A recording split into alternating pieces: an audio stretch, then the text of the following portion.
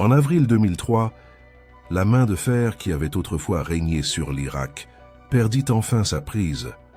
Bagdad brûlait, sa ligne d'horizon remplie de fumée et de béton brisé. La statue de bronze de Saddam Hussein, autrefois dominant la place Firdos, tomba sous la traction des chaînes et le rugissement d'une foule qui avait craint son nom pendant des décennies. Ce n'était pas seulement une statue qui s'effondrait, c'était l'image même du pouvoir qui s'écroulait sous les yeux du monde. Pendant près de 24 ans, Saddam Hussein avait été intouchable. Ses portraits bordaient chaque rue, sa voix résonnait dans chaque diffusion, et son règne s'étendait sur des générations élevées dans la peur. Pourtant, maintenant, alors que les chars passaient devant les vestiges de ses palais, l'homme qui s'était autrefois tenu au-dessus de tous avait disparu. Les soldats qui autrefois le saluaient ne savaient plus où il était. Les gens qui murmuraient autrefois son nom le prononçaient maintenant à voix haute, avec colère, soulagement ou incrédulité. L'Irak en 2003 était une terre renversée. Le son de la guerre avait pris fin, mais le silence qui suivit portait sa propre tension. Les pilleurs erraient à travers les ministères, les soldats cherchèrent de la nourriture et les familles recherchaient leurs disparus. L'ancien régime avait disparu du jour au lendemain, laissant derrière lui un État fantôme. Et quelque part dans ce chaos, Saddam Hussein, l'homme qui avait commandé des armées, exécuté des rivaux et défié des superpuissances, se cachait désormais. Personne ne savait où, ni les Américains, ni ses anciens généraux, ni même ses plus proches alliés. Des rumeurs chuchotaient qu'il s'était enfui en Syrie ou qu'il était abrité par des tribus près de Tikrit, son lieu de naissance. Certains disaient qu'il s'était déguisé en fermier, d'autres qu'il vivait sous terre. La vérité était plus étrange que la fiction. Le dictateur était devenu un fugitif dans sa propre patrie. Ce renversement était quelque chose que peu auraient pu imaginer. Quelques mois auparavant seulement, Saddam était apparu à la télévision déclarant la force de l'Irak face à l'armée la plus puissante du monde. Sa voix était ferme, son uniforme impeccable, ses paroles pleines de fierté. Maintenant, ce même homme n'était plus qu'un murmure dans le vent du désert. Pour ceux qui avaient souffert sous son règne, il y avait une justice dans l'ironie. Pour le monde, il y avait de la fascination. Un homme autrefois craint comme un mythe, désormais traqué comme une proie. Ses palais, remplis de halls de marbre et de lustres dorés, étaient vides. Les fresques de son visage se détachaient des murs. Son empire s'était transformé en poussière, et pourtant son ombre planait toujours, gardant l'Irak prisonnier entre célébration et incertitude. La chute de Bagdad marqua la fin d'un régime, mais pas la fin de son histoire. Car même lorsque les soldats américains hissèrent leur drapeau au-dessus des ruines, ils savaient que ce n'était pas terminé. L'homme qui avait déclenché des guerres, construit des monuments et gouverné par la terreur, était toujours placé quelque part sous les mêmes cieux qu'il avait autrefois revendiqués comme les siens. La chasse avait commencé. Après la chute de Bagdad, l'Irak devint un labyrinthe de villes détruites et de loyautés changeantes. Quelque part dans ce labyrinthe, Saddam Hussein était vivant, passant d'une maison sûre à une autre, transporté par la loyauté des tribus et le silence de la peur. Pendant 8 longs mois, le renseignement américain travailla dans la confusion et les rumeurs, poursuivant des murmures dans le vent du désert. L'objectif était clair mais immense, trouver l'homme qui avait autrefois dirigé une nation de 25 millions d'habitants. La recherche commença près de Tikrit, le lieu de naissance de Saddam, une ville bâtie sur la loyauté envers l'ancien régime. L'armée américaine, avec des analystes de la CIA et des informateurs irakiens, forma un réseau de surveillance autour du fleuve Tigre. Chaque piste signifiait un nouveau raid, un nouveau nom, une nouvelle question. Ils appelèrent cela l'opération Red Dawn, une mission nommée d'après un film de 1984 sur la résistance et l'invasion, un symbole approprié pour la chasse qui mettrait fin à la défiance d'un homme. 2 sites furent marqués sur la carte de l'opération, Wolverine 1 et Wolverine 2, de simples fermes près du village d'Ad-Daur, à environ 15 km au sud de Tikrit. Environ 600 soldats de la 4e division d'infanterie et de la Task Force 121 d'élite se préparèrent pour le raid. Ils étaient équipés d'hélicoptères, de véhicules blindés et de données recueillies au cours de mois d'interrogatoire. Chaque détail comptait, du flux de la circulation locale au nombre de chiens errants près de la propriété. Ce n'était pas la chance qui les guidait, c'était la méthode, construite à partir de milliers de petits fragments de vérité. La percée vint d'un garde du corps de confiance, épuisé par les interrogatoires et l'isolement. Sous la pression, il livra le seul secret qui comptait, la cachette de Saddam. Cette nuit-là, sous un ciel irakien sans nuages, les troupes américaines avancèrent silencieusement à travers les terres agricoles. Elles franchirent les murs, fouillèrent les maisons et ne trouvèrent rien, jusqu'à ce qu'un soldat remarque un morceau de terre qui ne paraissait pas naturel. Sous une couche de briques et de terre se trouvait un trou étroit, à peine assez grand pour un seul homme. Il descendait sur environ 2 mètres. À l'intérieur, enveloppé de poussière et d'obscurité, gisait l'ancien dirigeant de l'Irak. Lorsqu'ils le sortirent, le moment sembla irréel. L'homme qui avait autrefois vécu dans des palais dorés émergeait maintenant du sol comme un fantôme. Ses cheveux étaient emmêlés, sa barbe longue et grise, ses vêtements sales. Il tenait un pistolet et un petit sac contenant 750 000 $ en espèces américaines, mais il ne tenta jamais de s'en servir. À proximité se trouvaient 2 fusils AK-47, symbole d'un pouvoir qu'il ne possédait plus. Pour les soldats, il y eut à la fois choc, soulagement et incrédulité. Le message parvint à Washington en quelques heures. Le président George W. Bush se présenta devant les caméras et prononça 3 mots simples. « Nous l'avons eu ». L'annonce résonna à travers le monde, symbole de victoire, de clôture et d'ironie. Le dictateur qui avait autrefois gouverné par la peur était désormais prisonnier, capturé non par la force des armes, mais par la patience et le renseignement humain. La chasse était terminée, mais l'histoire du jugement ne faisait que commencer. Après sa capture, Saddam Hussein fut emmené dans un complexe fortement gardé près de l'aéroport international de Bagdad. Les Américains l'appelèrent Camp Cropper, un site de détention conçu pour les prisonniers de grande valeur. À l'intérieur de ces hauts murs de béton et de ces fils barbelés, Saddam devint le détenu numéro 1, un homme qui avait autrefois dirigé l'Irak, réduit à un numéro sur une porte. Son nouveau monde ne mesurait que 3 mètres, sur 3. Un lit en métal, un évier, des toilettes et une lumière faible qui ne s'éteignait jamais. La luminosité constante servait à la surveillance, mais elle créait une forme étrange de silence. Le temps se dissolvait sous cette lumière, la nuit et le jour se confondaient. Il n'y avait ni conseiller, ni famille, ni soldat pour le saluer. Seulement des gardes observant derrière des vitres pare-balles. L'isolement remplaça l'autorité. Et dans ce vide, Saddam commença à reconstruire son propre rythme de contrôle. Chaque matin, il priait, se lavait et marchait en cercle lent dans la petite cour extérieure qu'il était autorisé à visiter pendant 1 heure par jour. Il parlait poliment aux soldats, leur demandant souvent des nouvelles de leur famille. Il lisait le Coran et griffonnait des notes sur des feuilles volantes.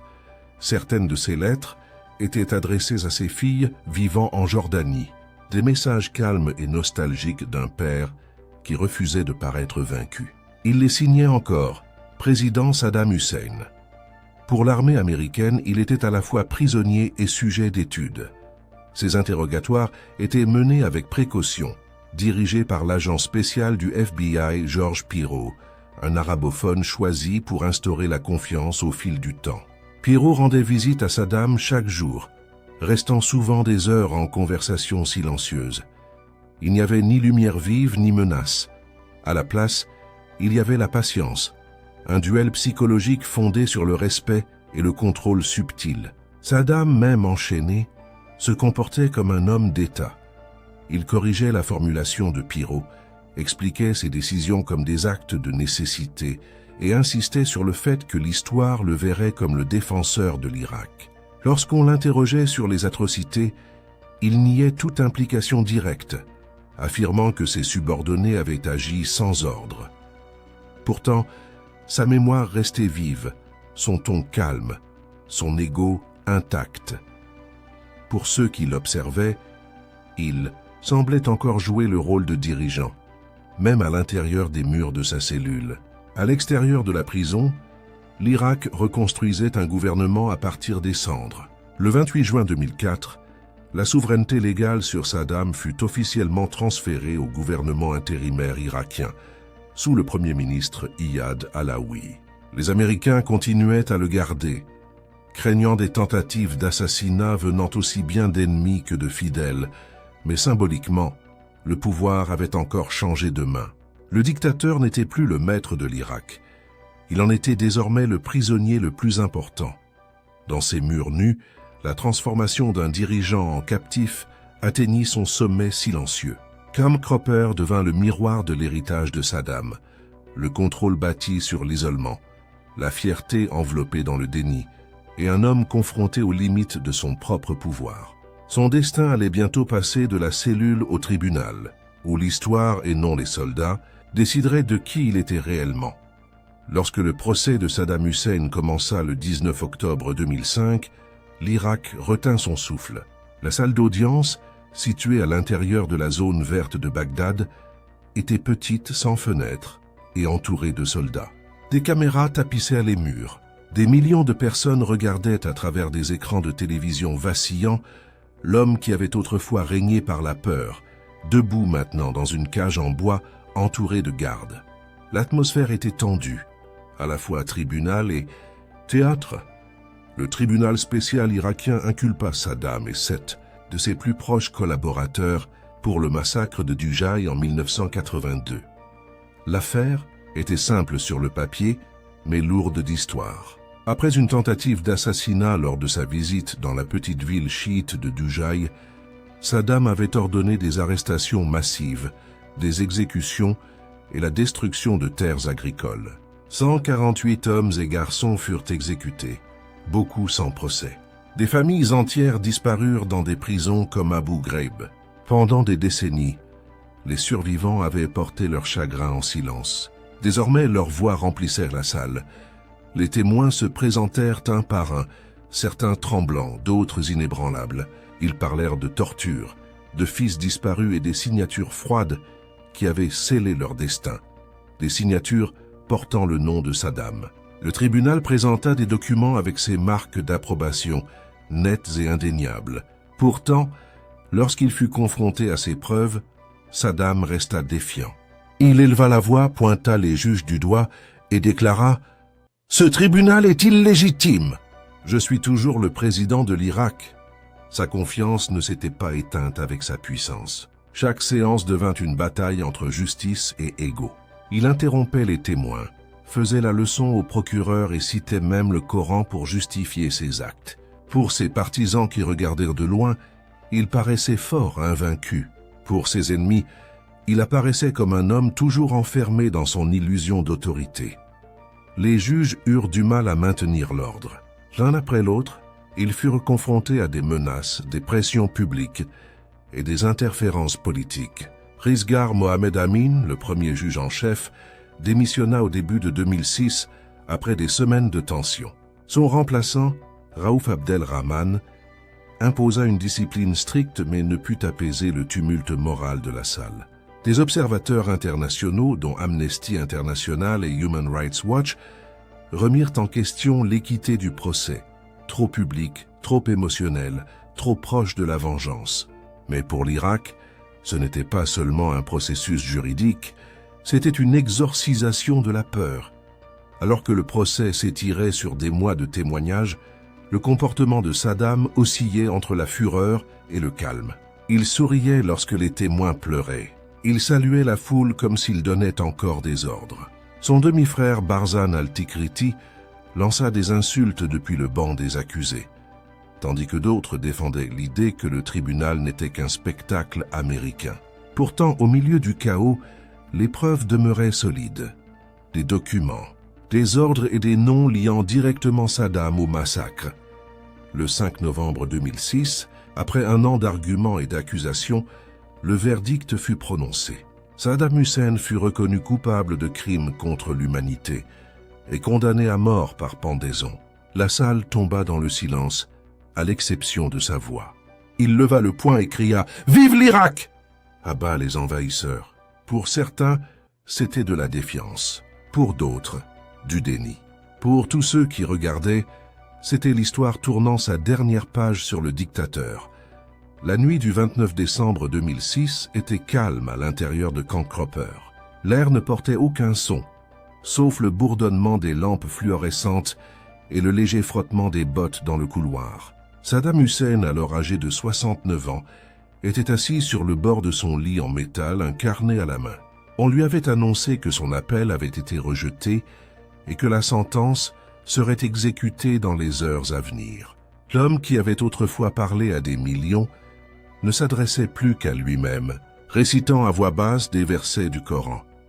Dans ces dernières heures, selon les témoins, il était calme, ne suppliant pas, ne tremblant pas, seulement silencieux. Il demanda du papier et écrivit une brève lettre à sa famille, faisant ses adieux et demandant à être enterré à Al-Aouja, son lieu de naissance près de Tikrit, aux côtés de ses fils Ouday et Koussaï. Il demanda un enterrement islamique simple, sans cérémonie, sans mise en scène. Les gardes qui l'observèrent cette nuit-là décrivirent une paix étrange, comme s'il avait accepté que son histoire soit arrivée à sa fin. À l'extérieur de sa cellule, les responsables se préparaient pour l'exécution. Les documents légaux furent signés, les autorisations confirmées. Le premier ministre irakien Nouri al-Maliki voulait que la sentence soit appliquée avant le début de l'Aïd al-Adha, la fête sacrée du sacrifice. Pour lui, c'était la justice accomplie. Pour d'autres, cela ressemblait à une vengeance enveloppée de symbolisme. Les forces américaines détenaient toujours Saddam physiquement, mais elles avaient reçu l'ordre de le remettre aux autorités irakiennes avant l'aube. La sécurité était à son plus haut niveau depuis l'invasion. Vers 3 heures du matin, la remise commença. Des officiers américains escortèrent Saddam à travers un couloir étroit, les poignets liés. Le convoi se déplaça sous une escorte lourde à travers les rues désertes de Bagdad vers le quartier de Kadimia, où se trouvait le siège du renseignement militaire irakien, désormais transformé en site d'exécution. À l'intérieur, une plateforme en bois l'attendait, la corde déjà mesurée pour la chute. Des témoins, juges, religieux et gardes s'étaient rassemblés en silence. Certains portaient la colère, d'autres l'inquiétude. Tous comprenaient la gravité de ce qui allait se produire. Saddam entra vêtu d'une chemise blanche, d'un manteau sombre et de pantoufles, qu'il regarda calmement autour de la pièce, saluant les officiels par leur nom. Lorsqu'on lui proposa une cagoule noire pour couvrir son visage, il refusa. « Je n'ai pas peur, dit-il. » Il commença à réciter la Shahada, la déclaration de foi musulmane. Il n'y a de Dieu qu'Allah et Muhammad est son messager. Mais avant qu'il ne puisse terminer la dernière ligne, une voix cria depuis la foule, une insulte évoquant le nom de Muqtada al-Sadr, le chef chiite dont le père avait été exécuté par Saddam des années auparavant. La salle éclata en cris et en insultes. Saddam leva le menton et leur dit de se comporter avec respect, leur rappelant qu'il s'agissait de justice, non de vengeance. Ce furent ses dernières paroles. À 6 heures du matin, la trappe s'ouvrit. Un son sec suivit, puis le silence. La mort fut instantanée. Pendant quelques instants, personne ne parla. Les bourreaux reculèrent. Un médecin s'approcha, examina le corps et murmura la confirmation. Saddam Hussein était mort à 6h00 du matin. Le 30 décembre 2006, le corps de Saddam Hussein pendait immobile sous la potence à Bagdad. L'exécution était terminée, mais son écho ne faisait que commencer. En quelques heures, des images granuleuses prises avec un téléphone portable se répandirent sur Internet, floues, provocantes, non filtrées. Le clip montrait des gardes criant des slogans sectaires tandis que l'ancien dictateur tombait. Il se diffusa plus vite que toute déclaration officielle, transformant un moment censé représenter la justice en une controverse mondiale. Certains y virent une clôture, d'autres un spectacle. À travers l'Irak, Les réactions se divisèrent selon les anciennes lignes de fracture. Dans les villes chiites comme Najaf et Bassora, les gens célébrèrent, tirant des coups de feu en l'air. Les familles des victimes de Dujaï et de Halabja déclarèrent qu'elles pouvaient enfin dormir en paix. Mais dans les bastions sunnites tels que Tikrit et Falloujah, la douleur et la colère bouillonnaient. Pour eux, ce n'était pas la justice, c'était l'humiliation. L'exécution, censée unir l'Irak, approfondit au contraire la division que Saddam lui-même avait jadis exploitée.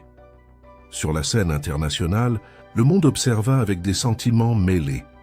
Les gouvernements occidentaux y virent la fin de la tyrannie, un message indiquant qu'aucun dirigeant n'était au-dessus de la loi. Mais les organisations de défense des droits de l'homme condamnèrent le processus, précipité, politique, entaché de vengeance. Les Nations Unies appelèrent à la retenue, avertissant que la justice exercée dans la colère sème souvent les graines de la violence future.